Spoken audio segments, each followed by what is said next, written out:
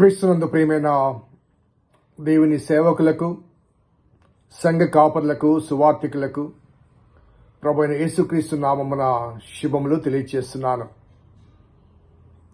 ఈ మాసం 15, 16 తేదీలలో నెల్లూరు పట్టణంలో జరగబోయే బ్యాప్టిస్ట్ మిషన్స్ కన్సల్టేషన్ కార్యక్రమాన్ని, అదే రీతిగా తెలుగు బ్యాప్టిస్ట్ పాస్టర్స్ ఫెడరేషన్ అనే ఈ 2 కార్యక్రమాల గురించి మొదటి వీడియోలో గత వారం కొన్ని విషయాలు మీతో షేర్ చేసుకోవడం జరిగింది. మరి కొంత వివరణ బ్యాప్టిస్ట్ మిషన్స్ కన్సల్టేషన్ గురించి మరి కొందరు ఎంక్వైరీ చేస్తున్న నేపథ్యంలో కొంత వివరణ ఇవ్వాలి అని అనుకుంటున్నాను. ఈ కార్యక్రమం ఐఎంసిసి అనగా ఇండియన్ మిషన్ కోఆర్డినేషన్ కమిటీ వారు ఆధ్వర్యంలో భారతదేశంలో సవార్థీకరణకు మరి అధునాతన పద్ధతులు అనే అంశం మీద వివిధ ప్రదేశాల్లో కాన్ఫరెన్స్లు జరుగుతున్నాయి. మరి కలకట్టాలో నవంబర్లో జరిగిన కార్యక్రమానికి నేను హాజరు కావడం జరిగింది. తర్వాత జనవరి మాసంలో హైదరాబాద్లో జరిగిన కార్యక్రమానికి కూడా నేను హాజరవడం జరిగింది. మరి ఆ కార్యక్రమంలో మరి నేటి మారుచున్న కాలానికి అనుగుణంగా సువార్త పరిచర్యను ఎలా కొనసాగించాలి అన్న దాని మీద కొందరు వక్తలు చాలా విషయాలు విశ్లేషించారు. కాబట్టి మన తెలుగు వారి మధ్య కూడా ఇటువంటి కార్యక్రమం ఉంటే బాగుంటుందన్న ఆ ప్రేరణ చేత, వ్యక్తిగతంగా నాకు కలిగిన ప్రేరణ చేత వారిని నేను రిక్వెస్ట్ చేయడం జరిగింది. ఈ కార్యక్రమానికి వక్తలుగా వస్తున్న వారు 3, ముఖ్యంగా రెవరెండ్ సమరేష్ నాయక్ గారు, వారు భారతదేశంలో ఐఎంసిసి ఎగ్జిక్యూటివ్ డైరెక్టర్ గాను, అదే రీతిగా నేషనల్ బ్యాప్టిస్ట్ కన్వెన్షన్ యొక్క జనరల్ సెక్రటరీ గాను వారు పరిచర్య జరిగిస్తున్నారు. అమెరికన్ బ్యాప్టిస్ట్ మిషన్స్ వారి ఆధ్వర్యంలో. అదే రీతిగా వాటి లాంగ్ కుమార్ గారు, రెవరెండ్ వాటి లాంగ్ కుమార్ గారు ఈ ఐఎంసిసిలోనే మిషన్స్ అనే ఆ కార్యక్రమానికి కోఆర్డినేటర్గా ఉంటున్నారు. మరి అదే రీతిగా 3వ వ్యక్తి సుశాంత్ పాత్రో గారు, రెవరెండ్ సుశాంత్ పాత్రో, వారు కలకత్తా ప్రాంతం నుంచి వస్తున్నారు. వారు ఈ అర్బన్ ఎవాంజలిజం మీద, ముఖ్యంగా అదర్ రేసెస్ మధ్య పరిచయం మీద మంచి ఎక్సలెంట్ లెక్చర్స్ వారు ఇచ్చారు. నేను విన్నాను, స్వయంగా విన్నాను. సో వీటిలో ప్రధానంగా రెవరెండ్ వాటి లాంగ్ కుమార్ గారు కలకట్టాలో లెక్చర్లో మాట్లాడుతూ ఆయన చెప్పిన మాదంటే, ద కరెంట్ ప్రాబ్లం అనగా present problem in our evangelistic యాటిట్యూడ్లో లేకపోతే మెథడ్స్లో ఉన్న కరెంట్ ప్రాబ్లం ఏంటంటే, we are using 19th century methodology and 20th century tools to do evangelism in 21st century. అనగా 21వ శతాబ్దంలో సువార్త పరిచర్య కొరకు మనము 19వ శతాబ్దం యొక్క ఆలోచన విధానాన్ని, అదే రీతిగా 20వ శతాబ్దం యొక్క పద్ధతులను మనం వినియోగిస్తున్నాం. కాబట్టి the methods of evangelism almost outdated for today's concept అనే మాట వారు చెప్పడం జరిగింది. అది నిజంగా కొంత ఆలోచన బద్ధమైనది. ఒకసారి మనం ఆలోచిద్దాం. నేటి సువార్త పద్ధతులు, సువార్త అనగానే వీధి ప్రచారం మనం జరిగిస్తున్నాం. మన తోటి సోదరులు సెబ్రోన్ బ్రదర్స్ మరి వ్యాన్లో వెళ్లి ఆ వీధి కూడల్లో నిలబడి వాక్యం పరిచయం చేస్తున్నారు. మనం కూడా వివిధ గ్రామాలకు వెళ్లి సువార్త పరిచయం చేస్తున్నాం. కానీ ఎంతవరకు వారికి మనము ఆ సువార్తను అందించగలుగుతున్నాము? మనము చెప్పి వెళ్ళిపోతున్నాం. కొందరి భావనలో మేము చెప్తున్నాం, వారు వినకపోయినా చెప్పేశాం అనే భావన. కానీ వాట్ ఈస్ ద రెస్పాన్స్? వారికి అసలు మనము సువార్తని కమ్యూనికేట్ చేయగలుగుతున్నామా? The language which we are using, మనం వాడే పదజాలం వారికి అర్థమవుతుందా క్రైస్తవేతలకు? అసలు రక్షణ అనే మాట ఎంతవరకు క్రైస్తవేతలకు అర్థమవుతుంది? విశ్వాసము, నిరీక్షణ, ఇవన్నీ క్రైస్తవ పదజాలాలు. మరి వారి మధ్యకి వెళ్ళి ఆ మాట చెప్పినప్పుడు వాటి యొక్క భావము, సరైన భావము అనగా వాస్తవిక భావము, క్రైస్తవ దృక్పథములో మనం వాడుతున్న భావము వారికి అర్థమవుతుందా? మరి ఆ భావం అర్థం కానప్పుడు వారు ఏ రీతిగా రిసీవ్ చేసుకుంటారు? సో ఇది ఒక మనం మార్చుకోవాల్సిన ఒక విషయం. మరొకటి, గత కాలంలో సువార్త సభలు జరిగేవి, అవి కూడా నేటి కాలంలో జరుగుతున్నాయి. అక్కడక్కడ ఆ సువార్త సభలు పెట్టి మనం కూడా డిఫరెంట్ కార్యక్రమాలు పెడుతూ సంఘాలను కూడా సువార్త స్వస్థత పదలు కార్యక్రమాలు, లేకపోతే ఉజ్జీవ సభలు అంటూ కొన్ని కార్యక్రమాలు మనం పెడుతున్నాం. కొన్నిసార్లు పెద్ద పెద్ద స్పీకర్స్ అని భావించబడే వారిని తీసుకుని వస్తున్నాం, వారి చేత వినిపింపచేస్తున్నాం. ఇక్కడ మనం ఆలోచించాల్సిందంటే, ఆ సెలబ్రిటీస్గా ఉన్నవారు వస్తున్నారు, మరి సువార్త ఎవరికి వినిపించబడుతుందంటే ఆ కరపత్రికలన్నీ ఆయా ఆలయాలకు పంచి పెడతారు. పలానా సేవకుడు వస్తున్నాడు, పలానా గ్రౌండ్లో మీటింగ్ అవుతుంది కాబట్టి మీరందరూ రండి అంటే ఆయా సంఘాల నుంచి తరలి వెళ్తున్నారు. ఎవరు వెళ్తున్నారు? సువార్త విన్నవారులే వెళ్తున్నారు, క్రైస్తవులే వెళ్తున్నారు, కానీ క్రైస్తవేతరులు రావడం లేదు. అనగా ఎవరికి చెప్తున్నామంటే విన్న వాళ్ళకే చెప్తున్నాం. అలాగే అటువంటి వాళ్ళు వచ్చి 2-3 దినాలు మన మధ్య పరిచయం చేసినప్పుడు మనము లక్షల్లో ఖర్చు పెట్టాల్సి వస్తుంటుంది. కొన్నిసార్లు లక్షల్లో వారికి విరాళాలు కూడా ఇవ్వాల్సి వస్తుంటుంది. వారు వచ్చి మన మధ్య సువార్త సేవ చేసి సైలెంట్గా వెళ్ళిపోతారా అంటే వెళ్ళిపోయే రకాలు కాదు. నేను ఈ మధ్య ఒక కార్యక్రమాన్ని జరిగించి చెంపలు వాయించుకోవాల్సి వచ్చింది. కారణం ఏంటంటే, ఒక సేవకుడు టీవీలో మాట్లాడుతుంటే, సరే మా వాళ్ళు అడుగుతున్నారు కదండి, నేను ఎప్పుడు పిలవను మామూలుగా టీవీ స్పీకర్స్ని, కానీ పిలవాల్సి వచ్చింది. ఒక శాంపిల్ కొరకు పిలిచాను నేను. పిలిచిన తర్వాత అతను తనతో పాటు 1 లక్ష రూపాయలు వారు డిమాండ్ చేశారు. 65,000 ఇచ్చాను నేను. అలాగే తనతో పాటు తన భార్య పిలవకుండానే వచ్చింది, తన బిడ్డలు వచ్చారు, వారితో పాటు ఒక 6 ఫోటోగ్రాఫర్స్ కానీ, లేకపోతే బట్టలు మార్చేవాళ్ళు, చెప్పులు వేసేవాళ్ళు, ఇటువంటి పనివారందరూ వచ్చారు. వాళ్ళందరూ కూడా మినర్వా గ్రాండ్ హోటల్లో వాళ్ళకి రూమ్స్ తీయడం జరిగింది. వాళ్ళకి భోజనాలు కానీ, పానీయాలు కానీ చాలా ఖర్చు అయింది. సో ఇంత ఖర్చు పెట్టిన తర్వాత తాను వేదిక మించి మాట్లాడిన మాటలంటే, ఆయన మనకు మించి ఏం మాట్లాడలేదు, కానీ చాలా వరకు తన పరిచయం ప్రమోషన్ చేసుకోవడానికి ప్రయత్నం చేశాడు. నేను పలాని పట్టణంలో ఆలయం నిర్మిస్తున్నానండి, ఆలయానికి ఇంత ఖర్చు అవుతుంది, మీరు ఎప్పుడైనా అక్కడ పలాని పట్టణానికి వస్తే మీరు తప్పనిసరిగా మమ్మల్ని విజిట్ చేయండి. ఆ పట్టణంలో కానీ, ఆ పట్టణంలో చుట్టుపక్కల ఉన్న కానీ మీ బంధువు మరుగులుంటే మాకు పరిచయం చేయండి, వారి చిరునామాలు ఇవ్వండి, వారి ఫోన్ నెంబర్లు ఇవ్వండి, వారిని మమ్మల్ని కలవమని చెప్పండి. So started promoting. అలాగే మేము ఇంత ఆలయం కడుతున్నాం కాబట్టి ఇంత విరాళాలు కావాలి అనగానే our people started contributing. So వచ్చిన దానికి మనం ఇచ్చిన ఖర్చులు మాత్రమే కాకుండా, సో మేము మ్యాగజైన్ ప్రచురణ చేస్తున్నాం, దానికి ఇంత కాంట్రిబ్యూషన్ అవుతుంది. మీకు తెలుసు కదండి, కొన్ని ఎగ్జాంపుల్స్లో ఒక వ్యక్తి నేను శవపేటకి పంపిస్తా అంటాడు, కేక్ పంపిస్తా అంటాడు. పంపించే కేక్ విలువ 500 ఉంటుంది, కానీ మనము ఇచ్చే విరాళాలు వేలలో ఉంటుంది. కానీ అందరు చెప్పుకునేదంటే పలాని ఇది ఇస్తారండి, అది ఇస్తారని చెప్తారు, కానీ మనమేమి ఇస్తున్నాం అన్నది బయటికి రాదు కదా. సో ఈ రీతిగా సువార్త పరిచర్య కాకుండా,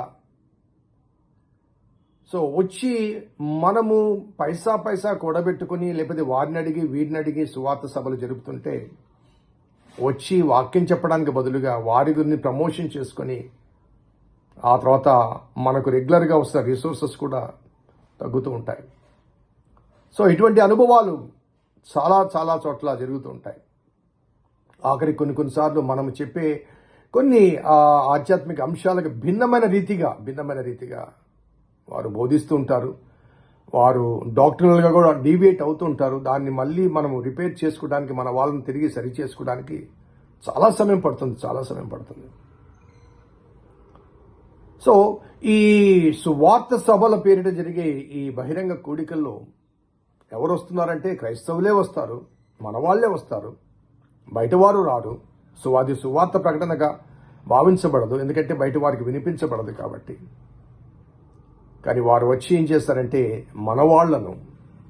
మనవాళ్లను దోచుకుని వెళ్తారు. ఆ దోపుడు అనేది ఒకనాటికి పరిమితం కాదు, ఇక కంటిన్యూస్గా అవుతుంది. కొంతకాలానికి వారు మన దగ్గర ఉన్న విశ్వాసుల ఆ చర్చిలోంచి కొంతమందిని, ఈ చర్చిలోంచి కొంతమందిని తీసుకొని వచ్చి మన మధ్యనే ఒక ఆలయాన్ని పెడతారు. ఇక శాశ్వతంగా మనము వారి దోపిడికి గురి అవుతుంటాం. ఇది ఎవరినో ఒకరిని ఉద్దేశించి చెప్పింది కాదండి, జరుగుతున్న వాస్తవము. ఒక్కసారి మీరు మీ చుట్టుపక్కల జరుగుతున్న దాన్ని ఆలోచిస్తే ఎంత ప్రమాదానికి గురి అవుతున్నామో ఒకసారి మనం ఆలోచించాలి. కాబట్టి we need to revive our methodologies. సువార్తిక పద్ధతులను మనం రివైవ్ చేసుకోవాలి. ఒకనాడు సువార్త పరిచర్య లేకపోతే సభలు పెట్టాలి అంటే బ్యాప్టిస్ట్ వారిని మించిన ప్రసంగికులు ఉండేవారు కాదు. మా విజయవాడ మహాసభలో రాణిగారి ఆ తోటలో జరిగే సభలకు మాసిలమ్మన్ గారు he was regular speaker, Baptist వాడు. సో బ్యాప్టిస్ట్ వారు వాక్యములో లోతుగా బోధించిన రీతిగా, ఎందుకంటే మిగతా వారిని కించపరచలేదండి, కానీ వారికి ఒక క్యాలెండర్ ఉంటుంది, ఆ క్యాలెండర్ ప్రకారం బోధిస్తారు. బ్యాప్టిస్ట్ వారు అలా కాదు. కాబట్టి మనని మించిన బోధకులు నాకు తెలిసినంత వరకు ఎవరు లేరు. ఉన్నప్పటికీ కూడా వాక్యాన్ని లోతుగా అధ్యయనం చేసి బోధించేవారు చాలా స్వల్పం. లేరని చెప్పలేదు, స్వల్పం అని చెప్పక తప్పదు. కాబట్టి మన కార్యక్రమాలకు మన వాళ్ళనే పిలుచుకుందాం, బ్యాప్టిస్ట్ వాళ్ళనే పిలుచుకుందాం. ఏ మీటింగ్ అయినప్పటికీ కూడా, ఏ కన్వెన్షన్ అయినప్పటికీ కూడా ఒకరినొకరు ప్రోత్సహించుకుందాం. మన సంఘాలు బలపరుచుకుందాం. ఎందుకంటే మనవారు వస్తే ఆ రీతిగా దోపిడీ ఉండదు. ఎందుకంటే వారు వేరే సంఘంలో పరిచయం చేస్తుంటారు కాబట్టి, వేరే సంఘ కాపరులు కాబట్టి వారు వచ్చి ఇక్కడ వాళ్ళని దోచుకు వెళ్ళరు, ఇక్కడ రిసోర్సెస్ వారు దోచుకోరు. కాబట్టి ఆ పద్ధతులు, ఆ సమస్యలు మనకు ఉండవు. కాబట్టి మనం కాపాడుకోవాలి. అలాగే ఈనాటి కాల పరిస్థితుల మధ్య ఎదురవుతున్న శోధనలు కానీ లేకపోతే శ్రమలు కానీ, వీధిలో నిలబడి సువార్త ప్రకటిస్తే కొట్టేవారు ఉన్నారు, బైబిల్ లాక్కునేవారు ఉన్నారు, చింపేసేవారు ఉన్నారు. సో ఈ కాలానికి అనుగుణంగా పద్ధతులు మార్చుకోవాలి కదా, వాస్తవం అంటే సువార్త అంటే సాక్ష్యం ఇచ్చేదా ఒక పాట ఉంది. ఆ పాటలో బోధ చేయలను వాదములకు పోను నాకదేలా నాదుడేసు ప్రభుని గురించి నాకు తెలిసినంత. My life is a gospel, our life is a living gospel. So ఈనాడు అనేక మందిని మనం మార్చలేకపోతున్నాం అంటే we are not converted enough to convert others. ఇతరులు మార్చగలిగినంతగా మనం మారలేదు. మన భావాల్లో కానీ, మన ఉద్దేశాల్లో కానీ, మన మాటల్లో కానీ, మన ప్రవర్తనలో కానీ, మన తలంపుల్లో కానీ, మన క్రియల్లో కానీ క్రైస్తవేతరునికి క్రైస్తవునికి మధ్య ఏమైనా డిఫరెన్స్ మనం చూపించగలుగుతున్నామా? So that they may be attracted in to Christianity, they may be following Christ. క్రీస్తును వారు అనుసరించగలిగే రీతిగా, ఇదిగో ఇతడు క్రైస్తవుడు, క్రీస్తును అనుసరించి నడుస్తున్నాడు కాబట్టి నేను కూడా క్రైస్తవుని అనుసరిస్తాను, క్రీస్తును అనుసరిస్తాను అనే చెప్పగలిగే రీతిగా మన క్యారెక్టర్, మన బిహేవియర్ ఉందా? So we need to convert before converting others. So మనలో మార్పు రావాలి, మనలో ఐక్యత రావాలి, మనలో సఖ్యత రావాలి. నేను కన్నీటితో చెప్తున్నానండి, ఏదో లీడర్షిప్ కోసము లేకపోతే ఆధిపత్యం కోసం కాదు. ఐఎమ్ 68 years, 70కి దగ్గర పడుతున్నాను. ఎప్పుడు వెళ్ళిపోతామో తెలియదు. అస్తమయ కాలంలో ఉన్నామండి, ఉదయించే కాలంలో ఉన్న వారిని హెచ్చరిక. ఎందుకంటే ఇది మీ పీరియడ్, మీ సీజన్, మీ ఏజ్. రాబోయే తరం మేల్కోవాలి, లేకపోతే మన ఆలయాలు కూడా. ఈ మధ్య ఒక వీడియో చూశాను, ఇంగ్లాండ్లో, లండన్లో ఒక దేవాలయాన్ని బార్గా మార్చారు. చుట్టూ ఉన్న గ్లాసెస్లో క్రిస్టియన్ విజువల్స్ కనబడుతున్నాయి. అక్కడ బార్ ఉంది, హోటల్ ఉంది, డిఫరెంట్ ఐస్ క్రీమ్ పార్లర్స్ ఉన్నాయి, డిఫరెంట్ స్టోర్స్లో. చాలా ఆశ్చర్యం వేసింది. మరొక చోట ఒక ఆలయంలోనే వినాయకుడి విగ్రహాన్ని పెట్టి ఆ పూజలు చేసి విగ్రహ ప్రతిష్ఠ జరుగుతుంది ఆలయం లోపల. ఆలయాలు అమ్ముడుపోతున్నాయి, ఎందుకంటే ఆలయాలకు ఆరాధనకు వచ్చే వారి సంఖ్య. సో చరిత్ర కలిగిన మన ఆలయాలు రేపటి కాలంలో, రేపటి తరంలో. ఇంకొక వాస్తవం చెప్తానండి. అమెరికా దేశంలో మిషనరీలు మన మధ్యకు వచ్చారు. బ్రిటిష్ వారు కాదు, అమెరికన్స్ వచ్చి మనకు సువార్తను అందించారు. అమెరికన్స్ వచ్చి మనకు సువార్తను అందించి మన పితరులు మార్పు తీసుకువచ్చారు. ఆ మార్పు కనుక మన జీవితాల్లో మార్పు కలిగింది. విద్య వైద్య సౌకర్యాలు వచ్చాయి, మన జీవిత విధి విధానాల్లో మార్పులు వచ్చాయి, స్టేటస్ మారింది. కానీ వాళ్ళు చేసిన పొరపాటు ఏంటో తెలుసా? వారు మనకు క్రీస్తునిచ్చి వారు విడిచిపెట్టారు. అనగా వారి భవిష్యత్ తరానికి దేవుని ఇవ్వలేదు. వారు ఇంత దూరం వచ్చి మనకు దేవుణ్ణి ఇచ్చారు, మన జీవితాలు మార్చారు. కానీ అక్కడ వారికి ఉన్న సొంత బిడ్డలు దేవునిలో ఎదగలేదు, దేవుణ్ణి విడిచిపెట్టారు, విస్మరించారు. ఈనాడు అమెరికా లాంటి ఆ క్రైస్తవ దేశాలు క్రీస్తుని విడిచి మరి అన్య పద్ధతులను వెంబడిస్తున్న అనుభవాలు చాలా చేదుగా, భయంకరంగా, బాధాకరంగా ఉన్నాయి. వారు మనకు దేవుణ్ణి ఇచ్చారు, యేసుని ఇచ్చారు, వారు యేసుని విడిచారు. చాలా బాధాకరం అండి. నేడు మనం మేల్కొనకపోతే, రేపటి తరానికి యేసుని ఇవ్వకపోతే యేసు లేని క్రైస్తవ్యం ఉంటుంది. మనం వెళ్తూ వెళ్తూ మన బిడ్డలకు ఆస్తులు ఇచ్చామా, ఐశ్వర్యాలు ఇచ్చామా, విద్యనిచ్చామా, యోగ్యతలు ఇచ్చామా, పదవులు ఇచ్చామా, అవన్నీ కాదు, యేసైని ఇచ్చామా లేదా? ఎందుకంటే అవన్నీ ఇవ్వగలిగిన యేసే ఉంటే చాలు. కాబట్టి ఆ యేసును మన బిడ్డలకి ఇద్దామండి. దయచేసి ఇది ఆషామాషితో ఏర్పాటు చేసిన కార్యక్రమం కాదండి, డబ్బులు ఎక్కువై చేసిన కార్యక్రమం కాదండి. వాస్తవంగా అయితే రేపటి కార్యక్రమానికి నా దగ్గర డబ్బులు ఇప్పటివరకు సమకూర్చబడలేదు. కానీ నా విశ్వాసం గొప్పది, నా దేవుడు గొప్పవాడు.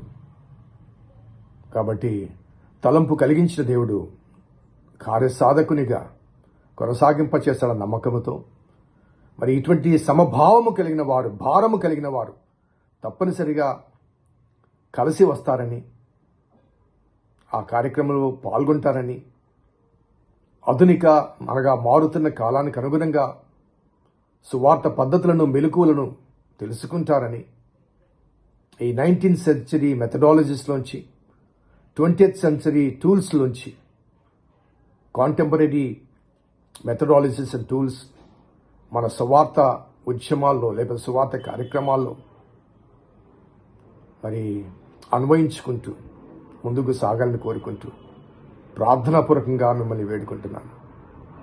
మీరు ఈ 2 దినములు ఉండేవారైతే మరి నైట్ స్టే కొరకు కొంత ఏర్పాట్లు చేస్తాం. దయచేసి సంప్రదించండి, తెలియచేయండి, ప్రార్థించండి. ముఖ్యంగా ఇది భారంతో చేయబడుతున్న కార్యక్రమం కాబట్టి మీ ప్రార్థన తప్పనిసరిగా అవసరమని భావిస్తూ మీకు ఆ ప్రభుని యేసుక్రీస్తు నామమున విజ్ఞాపన చేస్తున్నాను, శుభమును తెలియజేస్తున్నాను.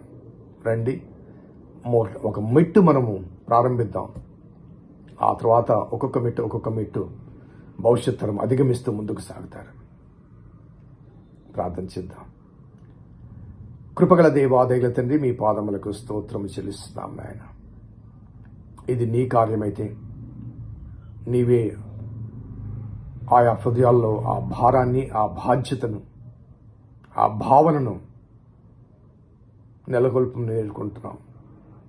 సమభావము కలిగిన వారు నీ చేత పిలువబడి ఆ భారము, బాధ్యత కలిగిన వారు మరి వచ్చి ఆ వక్తల చేత వినిపించబడే ఆ సౌవార్తిక సవాళ్లను ఎదుర్కొనగలిగిన సౌవార్తిక విధి విధానాలను మేమందరం కలిసి చర్చించుకొని, గ్రాహ్యం చేసుకొని అనుసరించగలిగిన అనుభవాన్ని మాకు అనుగ్రహించమని వేడుకుంటూ ఈ 2 దినముల కార్యక్రమాల్లో మొదటి దినం బ్యాప్టిస్ట్ మిషన్స్ కన్సల్టేషన్ 15th అదే 2వ దినము తెలుగు బ్యాప్టిస్ట్ పాస్టర్స్ ఫెడరేషన్ సంఘ కాపర్ల యొక్క భవిష్యత్తు గురించి, వారి యొక్క బాగోగుల గురించి ఏర్పాటు చేయబడిన కార్యక్రమం. ఇందులో స్వార్థం లేదన్న వాస్తవం మీకు తెలుసు, ఏ దురుద్దేశం లేదన్న విషయం మీకు తెలుసు. కాబట్టి ప్రభువా, భావము కలిగిన, భారము కలిగిన వారిని ప్రేరేపించి నడిపించమని, దీనికి కావాల్సిన ఆర్థిక నిధులు కూడా మీరే సమకూర్చుతారని నమ్ముతూ, విశ్వసిస్తూ మా రక్షకుడైన యేసు నామమున అడిగి వేడుకొనుచున్నాం తండ్రి, ఆమేన్. తండ్రి, కుమార, పరిశుద్ధాత్మ త్రియేక దేవుని దీవెన ఈ భారము కలిగి సేవలో సహసేవకులుగా కొనసాగుతున్న విశ్వాసులందరికీ సదా తోడేనుగాక.